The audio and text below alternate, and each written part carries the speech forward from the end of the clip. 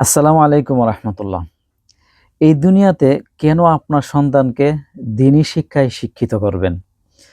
সন্তানকে দিনী শিক্ষায় শিক্ষিত করার প্রধানত দুইটা কারণ, অর্থাৎ দুইটা ফায়দা।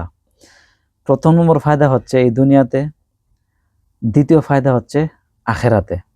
এই দুনিয়ার সবচেয়ে বড় ফায়দা হচ্ছে আপনাকে বৃদ্ধকালে বৃদ্ধাশ্রমে যেতে হবে না। আখেরাতের ফায়দা হচ্ছে আল্লাহ রসুল সাল্লাল্লাহু আলাইহি সাল্লাম হাদিসে ইরশাদ করেন, যখন বান্দা কিয়ামতের দিন তার মর্যাদা সমুন্নত হতে দেখবে, তখন বান্দা আল্লাহ পাক রব্বুল আলামিনকে প্রশ্ন করবে, হে আল্লাহ, কোন কারণে আমার মর্যাদা সমুন্নত হচ্ছে? তখন আল্লাহ পাক রব্বুল আলামিন তার এই প্রশ্নের জবাবে বলবেন যে, তুমি দুনিয়াতে একটা নেক সন্তান রেখে আসছো। এই নেক সন্তানটা প্রতিনিয়ত তোমার জন্য ক্ষমা প্রার্থনা করছে, প্রতিনিয়ত তোমার জন্য কোরআন তেলাওয়াত করে দোয়া করছে, প্রতিনিয়ত তোমার জন্য ভালো ভালো কাজগুলো আঞ্জাম দিচ্ছে।